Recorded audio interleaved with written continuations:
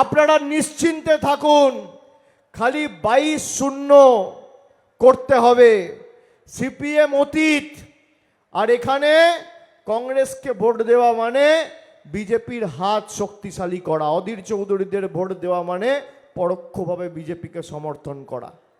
বাজারে যখন আলু কিনতে যান, পচা আলু কেনেন, পেঁয়াজ কিনতে যান, পচা পেঁয়াজ কেনেন। সিপিএমের সর্বেসর্বা যিনি নেতা মোহাম্মদ সেলিম, তিনি 2024-এ আবু তাহেরদার কাছে দাঁড়িয়ে 1,60,000 ভোটে হেরেছে। তার রিটার্ন টিকিট মুর্শিদাবাদের মানুষ কেটে দিয়েছে। সেই জলঙ্গিয়ার ডোমকলে সিপিএম কংগ্রেসকে ভোট দিয়ে ভোট নষ্ট করবেন না। সব ভোট জোড়া ফুলে, সব ভোট তৃণমূলে।